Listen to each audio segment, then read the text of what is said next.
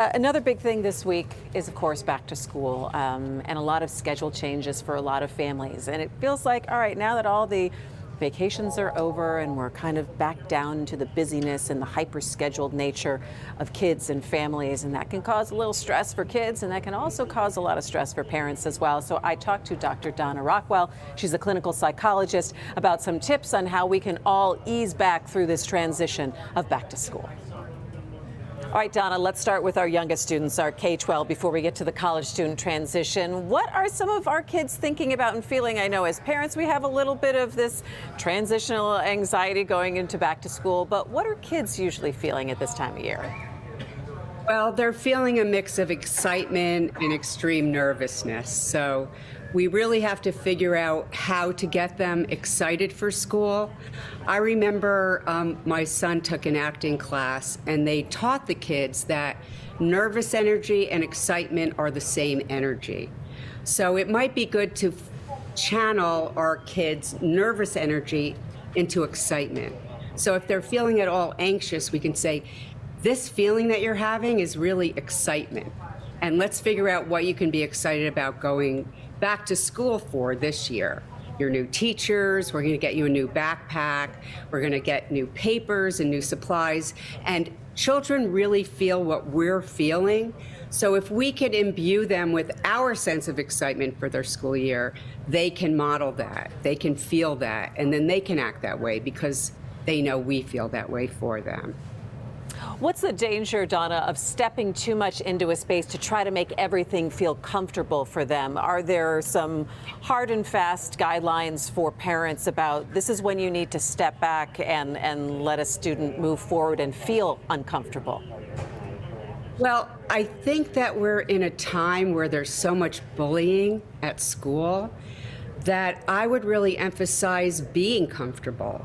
And if there's a problem at school, it's so important that this parent-child communication line is open so the child can feel they can come to you with any issues or problems they're having at school if someone's bullying them. And then the other really important thing is for parents to let their kids know that they are standing by them, that they support them, that if anything happens to you at school, come and tell me, and we will tell the principal, and we'll get to the bottom of this so that our children feel protected. Yes, there may be feelings of fear getting on the school bus or any of that anticipatory anxiety sort of feelings. That we can help them push through. But in this day and age, at this time, I think we need to be highly sensitive around this bullying issue. And the earlier we start with them, having them feel love for themselves, compassion for themselves, pride in themselves, the less a toxic school environment will impact them.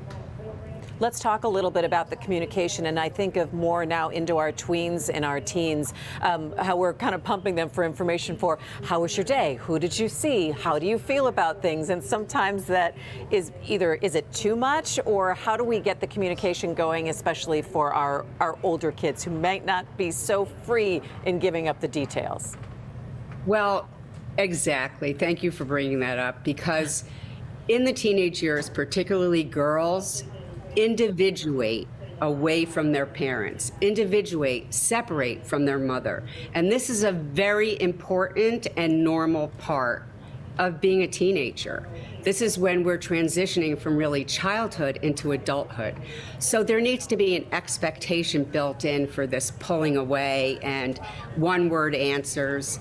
But yet I do really stress that if we can create this openness, this communication between the parent and the child early on, starting young, by the time they get to be a teenager, they can trust us even while they're individuating.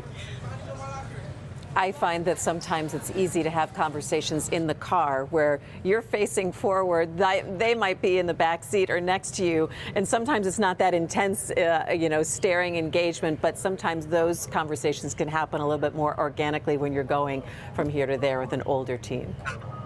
It's really true. If we're going for a walk with our daughter or our son, that's what I would suggest too. This private, quiet time together. In the car, absolutely. I remember years and years and years of getting incredible information in the car, and also sharing love and letting them know this is the time that we speak intimately in the car. And just to let them know, I love you, I'm always here for you. Don't ever be afraid to come to me with anything. You'll never be in trouble. I'm a safe place, so come to me. And I give you your freedom to grow. I give you your independence at the same time. We can do both of these things at one time if we can exert some emotional intelligence ourselves. That's really important, and I think about that independence now as we talk about this transition to back to school. Many people are sending their children to college for the first time, and they want to keep tabs on them at all time with Life 360, or they want to know what's happening at all times, and this is a very different letting go for parents. What would you give advice for parents and then for kids to maybe deal with their parents as they take this new step into independence? Well, it's interesting that you mention that, because when my kids went to college, I had to come back home and sit on one of these couches and cry my eyeballs out, but I didn't let them see me crying. It is a very hard thing when there's nobody downstairs going to sleep anymore. We're upstairs and they're out into the world. I remember I took a writing class, and one of the students had written this line that her father wanted to go all around the world and cover over all the sharp edges with tape. And I think as parents, that's what we want to do. Sadly, we can't. We sort of have to give our children to the greater world, trust them with everything we've put into them in the first place, and then really be a touchstone. Be a safe place where they can come to. If you get in trouble and you're out, just call me. I will pick you up. The last thing our children should be is afraid of us. They have to know, as Dr. Phil said about couples, that as a parent, I'm a soft place for you to fall, and I'm here for you. And I think that's just great advice, whether you have a kindergartner who knows that they can come home to you, or one of our older kids and we let them out into the world and then they come back as well. Dr. Donna Rockwell, thanks so much. You're a clinical psychologist and really helpful as we take a lot of these questions to you and move throughout the year. It's great to see you. Thank you so much, Christy. It's great to be here with you.